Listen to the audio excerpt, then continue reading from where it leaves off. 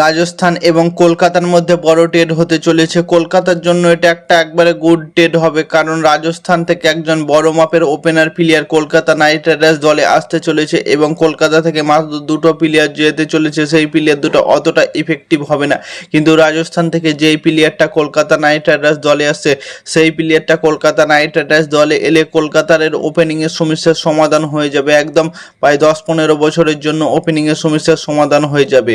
রাজস্থান থাকা আসতে চাইছে জয়সওয়াল এবং কলকাতা নাইট রাইডার্সের মধ্যে ট্রেড একটা নিউজ চলে আসছে। সেই নিউজটা চলাকালীন এবং কিছুদিনের মধ্যে মনে হয় নিউজটা কনফার্ম হয়ে যাবে, কারণ কলকাতা নাইট রাইডার্স এবং রাজস্থানের মধ্যে অনেক বড় একটা ট্রেডের খবর। সেই খবরের মধ্যে দেখা যাচ্ছে জয়সওয়াল তো রাজস্থান দলে থাকতে চাইছে না, জয়সওয়াল থাকবে না রাজস্থান দলে। সেখান থেকে জয়সওয়াল অকশনে যাবে, তার থেকে ভালো হবে কলকাতা এবং রাজস্থানের মধ্যে ট্রেড হবে। রাজস্থান চেয়েছে যে নীতিশ হার্ষিত রানা এবং রমনদীপ সিংকে, এই দুটো প্লেয়ারকে দাবি করেছে যে তোমরা এই দুটো প্লেয়ারকে আমাদেরকে দাও এবং আমাদের দলের জয়সওয়ালকে তোমরা নাও। জয়সওয়াল যদি কলকাতা নাইট রাইডার্স দলে আসে তাহলে কলকাতায় যে ওপেনিংয়ে ইন্ডিয়ান প্লেয়ার খেলার প্রবলেম ছিল সেটা ইজিলিভাবে সমস্যার সমাধান হয়ে যাবে, কারণ কলকাতা নাইট রাইডার্স দলে দুটো বিদেশি প্লেয়ার খেলালে সবসময় অসুবিধা হয়। সেখান থেকে যদি জয়সওয়ালের মতো প্লেয়ার আসে এবং ফিন অ্যালেনের সাথে ওপেনিং করে, সেখান থেকে কলকাতা নাইট রাইডার্সের অনেক বড় সুবিধা হবে। এবং জয়সওয়াল ক্যাপ্টেন্সি করার জন্য অনেকটা ইন্টারেস্ট, জয়সওয়াল ক্যাপ্টেন্সি করতে চায় আইপিএলে। তার জন্য জয়সওয়াল যদি কলকাতা নাইট রাইডার্স দলে আসে তো কলকাতার দেখবে অধিনায়কও হতে পারে এবং ক্যাপ্টেন্সিও করতে পারে। এবং জয়সওয়াল যদি ক্যাপ্টেন হয় অনেক দিন ধরে ক্যাপ্টেন্সি করতে পারবে, কারণ অনেকটা ইয়ংগেস্ট প্লেয়ার জয়সওয়াল। সেখান থেকে কলকাতার কি অসুবিধা হবে? কলকাতার মেন প্লেয়ার যাবে হর্ষিত রানা। রমনদীপ সিং গেলেও অতটা ইফেক্টিভ হবে না। রমনদীপ সিংয়ের সাথেও কলকাতা নাইট রাইডার্সের অনেক ইমোশন আছে, অনেক আবেগ আছে, এবং তবুও রমনদীপ সিং যদি যায় অতটা কেকেআর ফ্যানেদের মন ভাঙবে না এবং অতটা ইফেক্টিভ হবে না।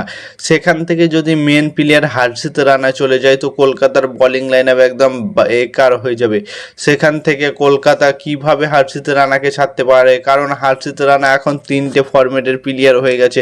হর্ষিত রানা ওডিআই টি20 সব জাতে চান্স পাচ্ছে ইন্ডিয়া টিম থেকে। সেখান থেকে আমার মনে হয় না যে কলকাতা নাইট রাইডার্স হর্ষিত রানাকে দেওয়ার জন্য রাজি হবে। অন্য প্লেয়ারকে চাইলে নিতে পারে, কার্তিক তোগি আছে, অন্য প্লেয়ার যদি চায় সৌরভ দুবে, উমরান মাল্লিক, এদেরকে যদি চায় রাজস্থান তাহলে চোখ বন্ধ করে কলকাতা নাইট রাইডার্স দেবে, কিন্তু হর্ষিত রানার ব্যাপারে একবার হলেও ভাববে।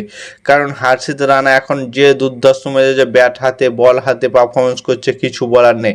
কারণ হর্ষিত রানা এখন শুধু একজন বলার নয়, সে এখন একজন অলরাউন্ডার হয়ে গেছে, অলরাউন্ডার লর্ড হর্ষিত রানা।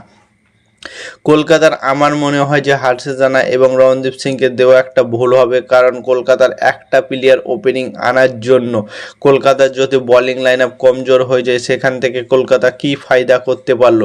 হর্ষিত রানা ইন্ডিয়ান প্লেয়ার এবং খুব সুন্দর বোলিং করতে পারে, সে প্রত্যেকটা ম্যাচে খেলার যোগ্যতা রাখে এবং সেইখান থেকে হর্ষিত রানাকে দেওয়া তো উচিতই না।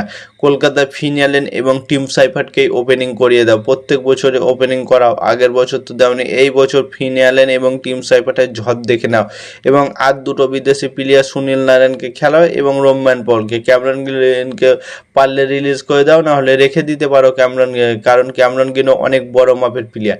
কলকাতার জলে যদি জয়সওয়াল আসে কিন্তু তবু খারাপ হবে না, কারণ জয়সওয়ালের মধ্যে অনেকটা ক্যাপাসিটি আছে এবং সে বড় মাপের প্লেয়ার। কিন্তু কলকাতা নাইট রাইডার্স কি হর্ষিত রানাকে ছাড়বে কিনা কমেন্ট করে জানাও, এবং ক্রিকেটের নতুন আপডেট পেতে চ্যানেলটাকে সাবস্ক্রাইব এবং ফলো করতে ভুলো না। ততক্ষণের জন্য টাটা, বাই বাই, জয় হিন্দ।